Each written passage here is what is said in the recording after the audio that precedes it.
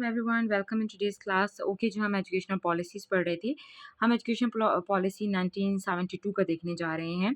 हम पीछे देख चुके हैं कि आपके पास 1971 तक कोई भी पॉलिसी एजुकेशन की वो इम्प्लीमेंट नहीं हो सकी, उसका रीज़न भी हम देंगे।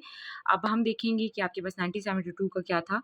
जुल्फ़िकार भुट्टो ने अनाउंस किया नेशनल एजुकेशन पॉलिसी, जो कि 1972 में आपके पास ये अनाउंस हुआ। इसके साइलेंट फीचर्स क्या-क्या थे? नंबर 1 आपके पास है promotion of ideology of Pakistan, ठीक है? इस पर ज़ोर दिया गया।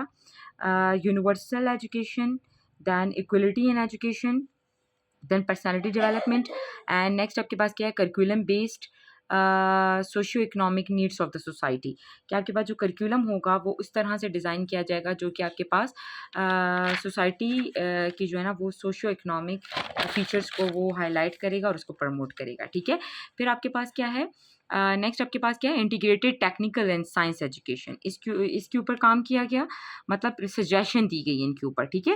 Active participation of the teacher, students and parents in educational affairs, इसको इंट्रोड्यूस करवाने की पॉलिसी, इसको ऐड किया गया पॉलिसी में। Nationalisation of the educational institutions के नेशनल इंस्टीट्यूशंस को नेशनलाइज किया जाएगा। व्हाट वर द रिकमेंडेशंस जो कि आपके पास इस पॉलिसी की रिकमेंडेशंस हैं, जो कि आपके पास 2 फेजेस में हैं।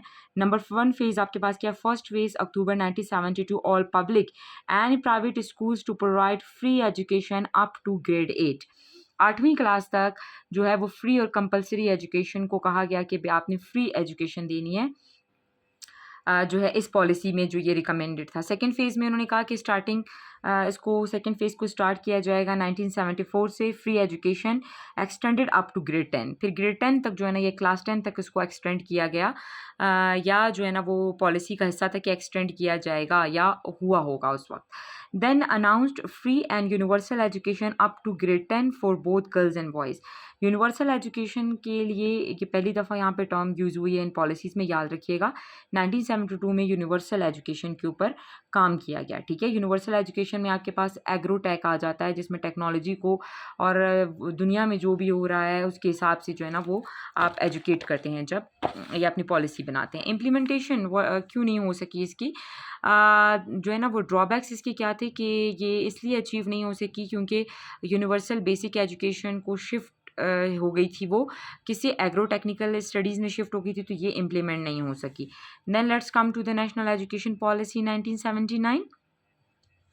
ये अनाउंस की थी मिनिस्टर ने अक्टूबर 1978 में, ठीक है? इसके साइलेंट फीचर्स क्या-क्या हैं वो देख लेते हैं। ड्राफ्ट का जो पॉलिसी थी उसको प्रेजेंट किया गया कैबिनेट में 1978 में, इसको अनाउंस किया गया फरवरी 1979 में, और नेशनल एजुकेशन कॉन्फ्रेंस हुई आपके पास, जिसमें एजुकेशन सिस्टम को रिव्यू किया गया और इसके एम्स क्या-क्या थे। अब हम एम्स की तरफ आ जाते हैं कि क्या-क्या एम्स थे, ठीक है? अब इसके एम्स एंड रिकमेंडेशंस को देख लेते हैं कि आपके पास क्या रिकमेंडेशंस दी गई। फॉस्टरिंग लॉयल्टी टू इस्लाम, इस्लाम के ऊपर जो है ना वो एम्फेसाइज किया गया इस पॉलिसी में। Creation of the concept of Muslim उम्मा, ठीक है? और promotion of the science and technical education and equal opportunities for girls and boys both. फिर आपके पास स्ट्रैटेजीज़ या सजेशंस क्या-क्या थी, क्या सजेस्ट किया गया, ये रिकमेंडेशंस क्या दी गई मज़ीद फर्दर। करिकुलम की रिवीजन की गई, ठीक है? और आपके पास मॉनिटरिंग की गई मदरसा की एंड ट्रेडिशनल एजुकेशन की, ठीक है? किसको चेंज किया जाए। उर्दू को as a medium of education रखा गया। Effective participation of community in the literacy programs, की कम्युनिटी को इन्वॉल्व किया जाए लिटरेसी प्रोग्राम्स में, पेरेंट्स को इन्वॉल्व किया जाए, आपके आसपास के लोगों को सोसाइटी के इन्वॉल्व किया जाए। Linked scientific and technical education. अब आपके पास separate setup for male and female भी इसकी रिकमेंडेशंस में आती हैं आपके पास, ठीक है? जो आपके पास नेशनल पॉलिसी थी 1979 की। इम्प्लीमेंटेशन ये फेल क्या हुआ?